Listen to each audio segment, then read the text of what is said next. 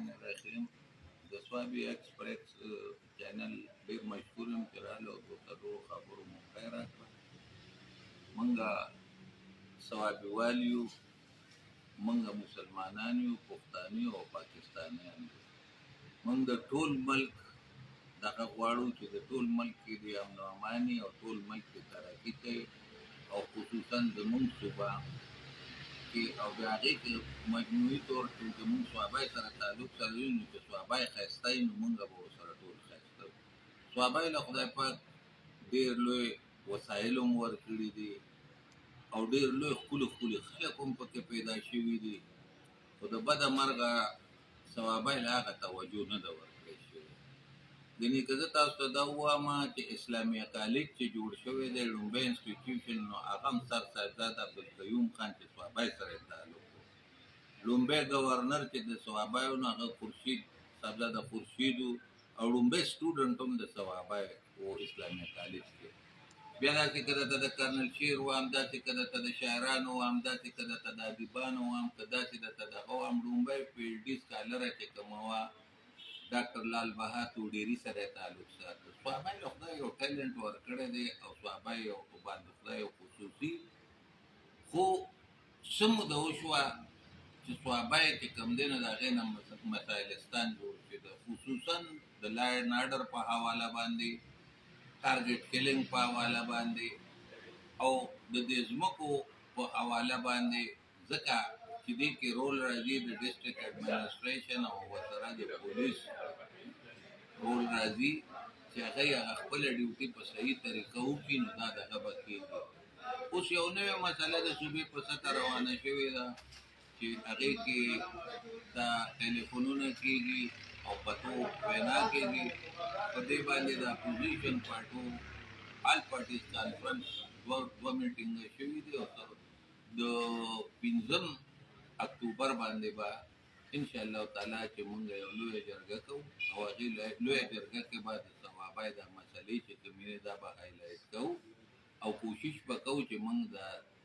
اوده شوی اډمنسټریشن دا راویښ کړو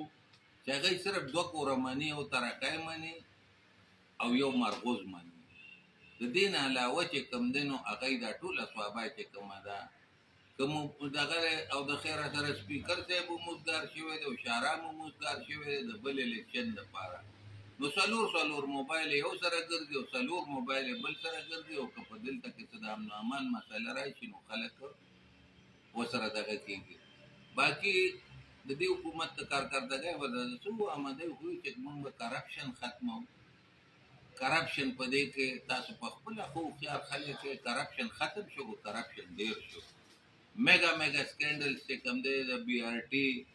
بلیون سولامیټري، داسې ورسره دا نورې مسلې او دا ټولې چې راغلي دي او هغه د پاکستان په لیول کرپشن نه هم دا زمونږ 9.5 کاله حکومت په دې صوبه کې وشو، مونږ دلته څه ترقی مخ ونه لیدل. سپیکر د سوابی سره تعلق ساتو،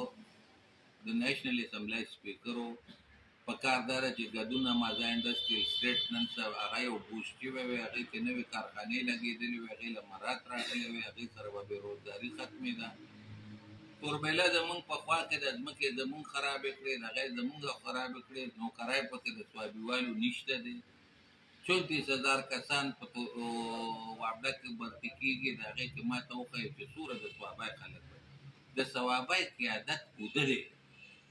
چې د سوابی خلک اوده دي، ان هغه پښتانه وایي مور هم ماشوم له پای نه ورکوي چې تر څو پورې جړلي نه وي.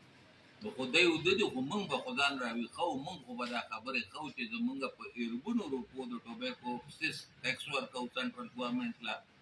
صوبایي ګورنمنټ له دغه کوو. او د بده مرغه اوس به درته دا ووایم چې دې صوبایي حکومت چې کوم زیاتۍ شروع کړی دی، 15% پراپرټي ټیکس دی لګولی دی چې یو سړی د پلار نیکه ځمکه خرڅوي په ضرورت نو هغه به هم 15% ورکوي او دا 10% چې څوک ځمکه اخلي نه به ورکوي، نو 15% ټیکس څوک برداشت کولی شي په ځمکو کې. هغې نه وجه که څه لږ ډېر کاروبار روان و نو هغه هم په ټپه ولاړ دی. نو زه په دې باندې د ټولې صوبې خلکو ته اپیل کوم ورسره د سوابی چې کوم حکومت کې دی هغې ته اپیل کوم چې تاسو خو هم پښتانه یې په دې پوهېږئ چې د پښتون سړي ضرورت شي نو هغه د پلار نیکه یو کنال ځمکه خرڅه کړي نو خپلې مسالې پیل کړي نو چې دا ټیکسونه تاسو دومره ډېر کړي دي د امن و امان نشته د تعلیم فیسلټي نشته د صحت سهولت دغسې حل دی نورې خبرې داسې دي نو ولې تاسو څه کوئ لکه د نور دغه په رنګ دا پښتانه دې ته ودروئ چې دی نه ټیکس مني او نه دغه مني د بجلی کې د ټیکسونو ته وګوره د پټرولو دی را دا د وفاقي حکومت مسلې دي چونکې هغې نه چې تپوس وکړې نو هغې وایي چې مونږ ته تېر حکومت دومره مسلې پرېښودې دي چې IMF سره یې کوم په شرطونه کړي دي نو د هغې وروره که هغې کړي دي که تا کړي دي خو د دې زور چې کوم دی عام پبلک راځي عام ولس له راځي نو مونږ که هغه وخت کې د تحریک انصاف د حکومت خلاف د مهنګایۍ جلوس یسته که چېرې دی له هم یو میاشت نیمه ټایم ورکوو که چېرې دی دا ریټونه په خپل ځای رانهوست او پالیسۍ سمې نه کړي نو باید ده چې مونږ د دې حکومت خلاف هم راوځو او د خپل حق تپوس پرې وکړو ځکه چې هله به حکومت خوند کوي چې عام ولس ته په هغې کې څه سهولت میلاو شي او خلک چې کوم دی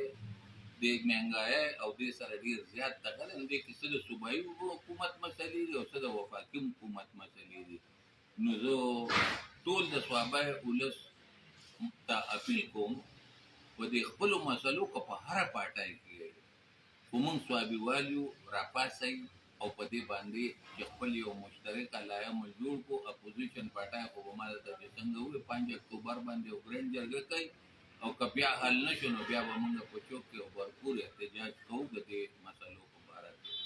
نو زه ستاسو ډېر مشکور یم چې تا ماله ټایم راکړه او د څلور خبرې مې راته په دې باندې وکړې